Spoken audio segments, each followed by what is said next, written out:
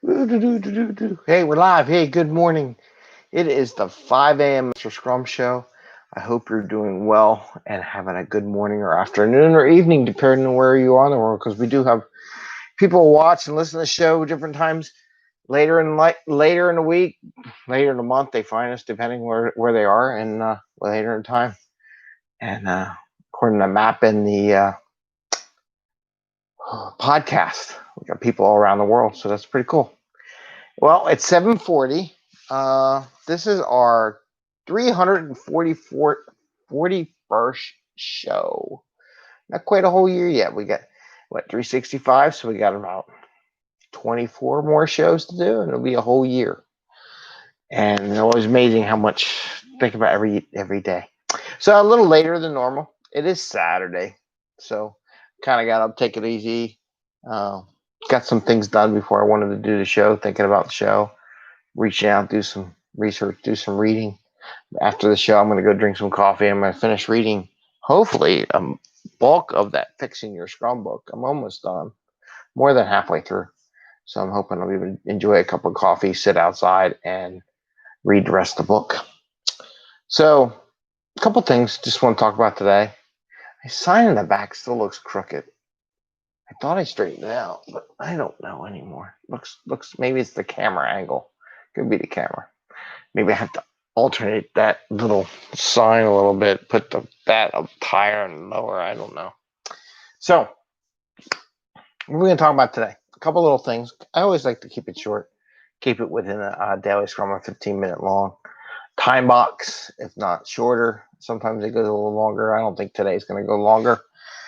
And just talk about stuff that helps you get value to the customer. Well, get value to the customer. Get you home to your families and friends so you can enjoy life, because that's why we work. And of course, Eddie's on the thing. And have some fun, right? And not work these crazy hours. I mean, that's the goal. I see that so many times when I go coach organizations, people working crazy hours. So, two topics I want to talk about today. Okay. One, engaging when a coach comes in, engage the debate. What about how to coach somebody when you're first engaged, and it's got a two-way question. It'll be what would the coachee like, and what would the coach want to work on. We're going to talk about that a little bit, and then mid-sprint updates. One of my people I'm working with brought that up as a question, and I've done that before, so I want to talk about that just a little bit. I think that'll be a nice little nugget for a video clip for people to look up. What do we do about mid-sprint updates? So the first item, coaching people and scrum masters and things like that. A coach is not the scrum master. Scrum master's in with the team every day. When I engage with new scrum masters to be their coach for their team and organization inside a company, I like to see how the team's working before I go doing anything. I don't really. Everybody, you got to do instant change. I'm like, what am I going to do instant change for? I'm just going to listen to how everything's working, how the dynamics of the team. And then you got to have individual coaching sessions with leads, product owners, scrum masters, certain people. If they have a feature lead, tech leads, managers, just do some one-on-ones with them and see what they think. And in real coaching systems, a lot of managers want, well, tell me what the answer is. I need to know the answer is. Sometimes you got to give them an answer, but you want to get them to a point where they're asking you and you're really working together as a team to solve problems for the teams. Where I help a lot of people with is like, so when I go in, some coaches go in, here, I want to tell you how to run your team and what's wrong, right? I would like to give you two options on that. Of course, he's in there. That's Eddie watching the show, commenting in the comment section. What does the coachee want to work on? So there's two avenues. One, you ask the coachee, what would you like to work? What do you see going on that we can work together on and try to come up with some ideas and thought process that you can try as a scrum master for the team?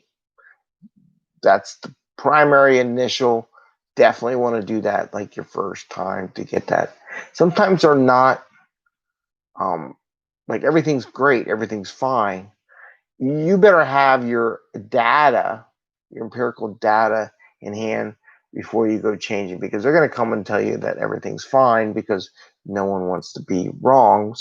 The ones that really want your help will tell you, trust me.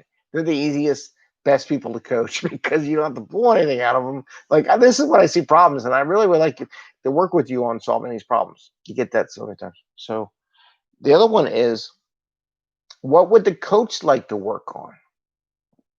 Now, when I do that technique, is I already have the data, but I ask it in terms of questions.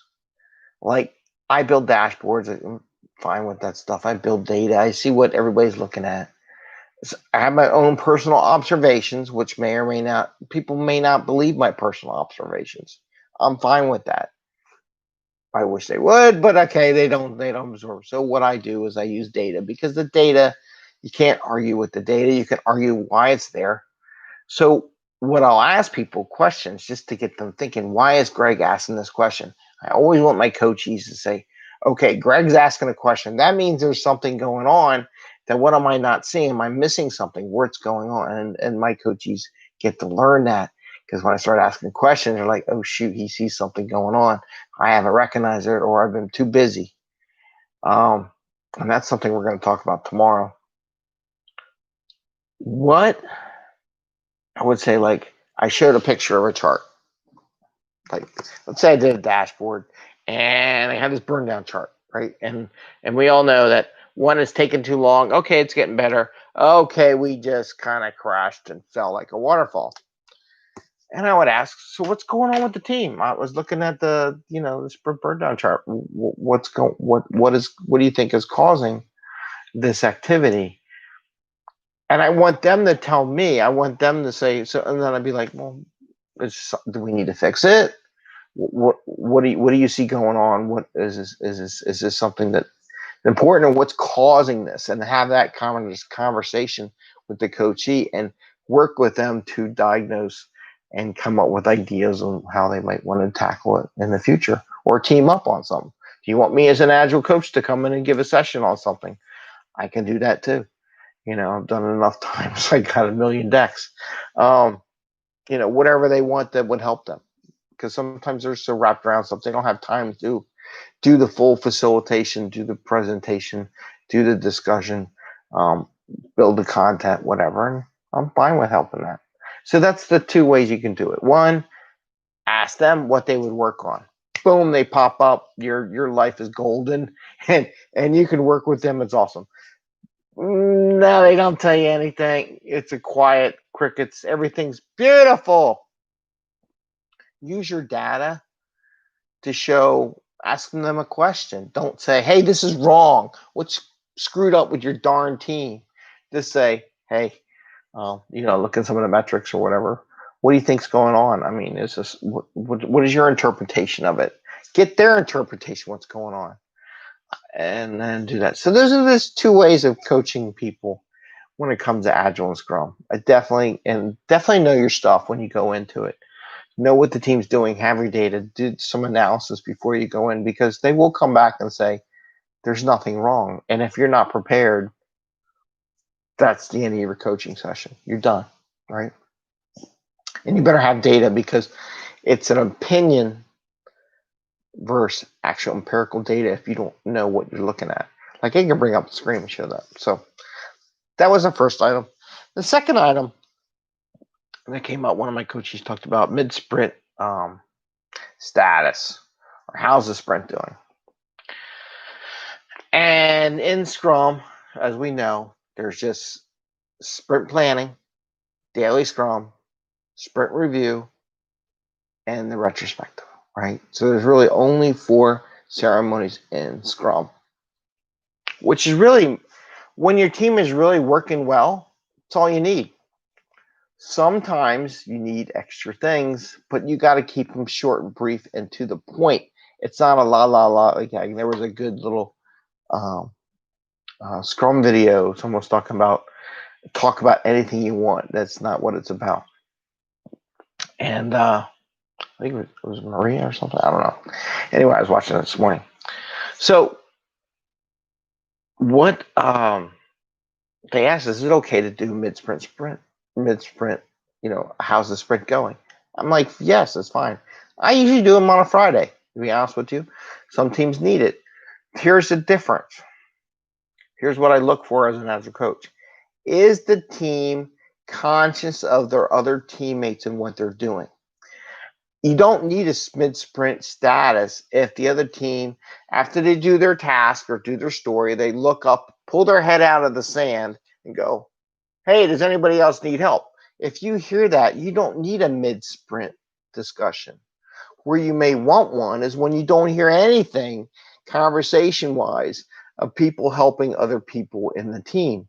And let's say you're in a physical location or in Slack or any kind of communication, emails like, hey, I finished my story. Does anybody need any help before you go? Those are the key words. If you don't hear that in the discussion among the team, then maybe you do need it. Well, they may be hitting their numbers, and also if they're not hitting their numbers, again, how is their board looking? Like if it's going like this, then you really, once you start hitting that red point, maybe a mid-sprint discussion is really important, right? That's where this chart works both ways. If it starts doing this a lot, then yeah. If every sprint you're doing this, then yes, this is where you really need a mid-sprint discussion. If you see this, then a mid-sprint's good. Because what's telling me is people aren't getting stuff done and they're not talking. So the whole idea behind the mid-sprint is they're sitting there working. They're paying attention to their stuff, but they're not paying attention to their teammates. What you want to do is make sure they all see the sprint goal and remind them because, hey, this is the sprint goal. How are we doing? Are there any things going on? Are anybody stuck? And that graph will tell you what is going on. If it's all coming down, you don't need a mid-sprint discussion because it's doing well. But sometimes you need to get that check where everybody else is looking at the wellness of the entire team. So a couple of things on that. One, you got to have some data. Are we waiting to the last minute of the sprint to get stuff done, and why? It's part of it. You want to be specific on what you want to talk about and say, here's some things on the list. How are we doing the current things we got going? Stuff's been dragging a little bit. Maybe the in-process time is getting longer than what we have agreed to in our working agreement, right? There may be some other things. Bring some data, but keep it specific. Keep it small too, by the way. Don't make it an hour, 2 hour long discussion and make it a technical discussion. It should be only 15 minutes, half hour, maybe extra on the back of a daily scrum or something, or later in the day, and just relax, have some coffee, and just bring coffee to everybody. Everybody talks about it, jump on, take a break. How's everybody doing? What are we doing? Anything going on here? I just want to share with you what's going on in our data and show them those numbers because sometimes they don't pay attention. So sometimes you just need to show those dashboards midweek so that they see what we're fixed on or what trials are coming up in the thing. So that's all I have for today. Keep ideas coming to me if you have any topics you would like to talk about or share or ask questions.